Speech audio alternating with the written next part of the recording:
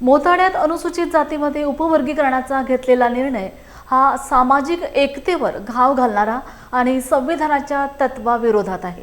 हा निर्णय एससी समाजात फूट पाडणारा असून पूर्णपणे अन्यायकारक आहे। आज भाई दीपक केदार यांनी मोताळा तहसीलदार यांना निवेदन सादर केले। डॉक्टर बाबासाहेब आंबेडकरांचा जय असो। डॉक्टर बाबासाहेब आंबेडकरांचा जय असो। आरक्षण आमच्या हक्काचं, नाही कुणाच्या बापाचं। आरक्षण आमच्या हक्काचं, नाही कुणाच्या बापाचं। जिल्ह्यातील मोताळा तालुका तहसील शिवारामध्ये उपस्थित आहे।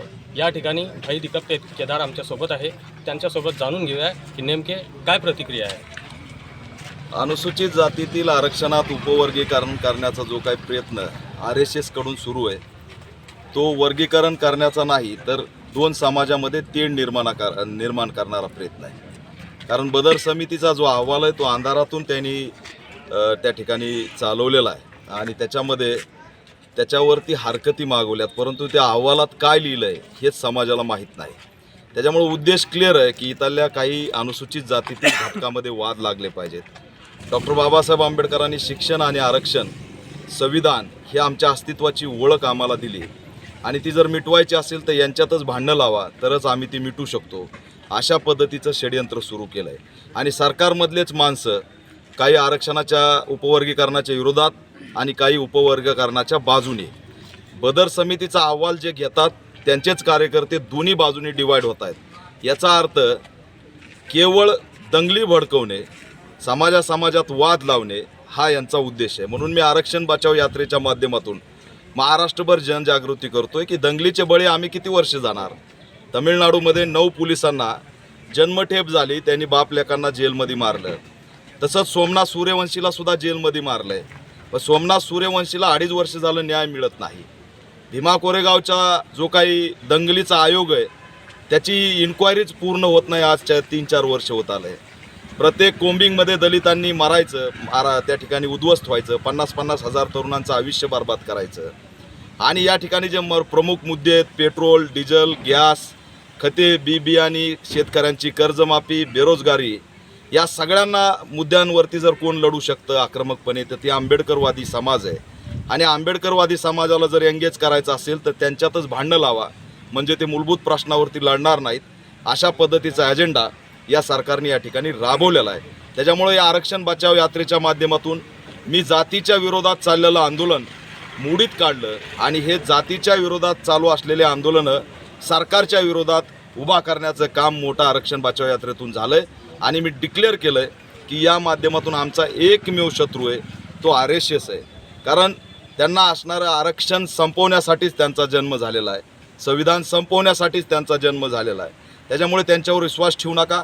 15 वर्ष झालं सन्माननीय देवेंद्र फडणवीस हे महाराष्ट्राचे मुख्यमंत्री आहेत। या 3 टर्ममध्ये त्यांना एकदाही वाटलं नाही की मातंग समाजाला एकदा मुख्यमंत्री केलं पाहिजे किंवा चर्मकार समाजाला केलं पाहिजे किंवा ढोर समाजाला केलं पाहिजे किंवा बौद्ध समाजाला केलं पाहिजे।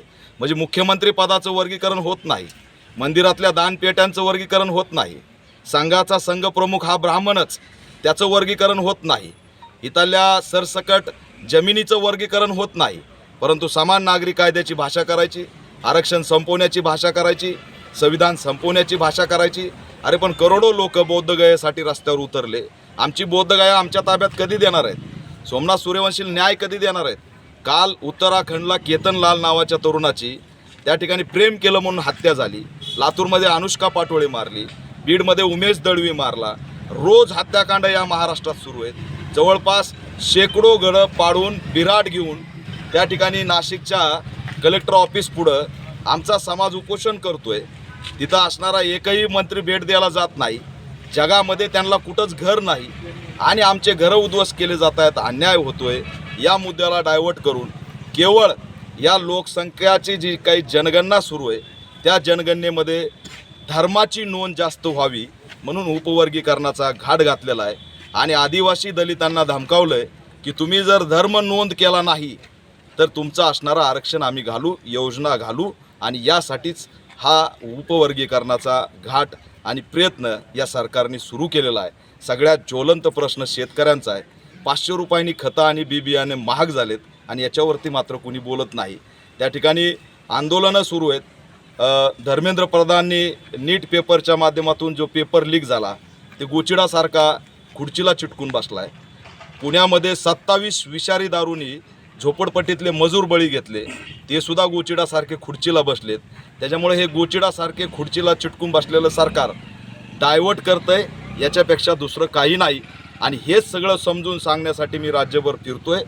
मी पूर्ण जवळपास आतापर्यंत अनेक ठिकाणी गेलो, कानाकोपऱ्यात गेलो आणि त्याच्यामुळे परिणाम असा झाला की जातीतली दंगल थांबून आम्ही आमचा शत्रू आयडेंटिफाय केला आणि त्याचं नाव आहे RSS.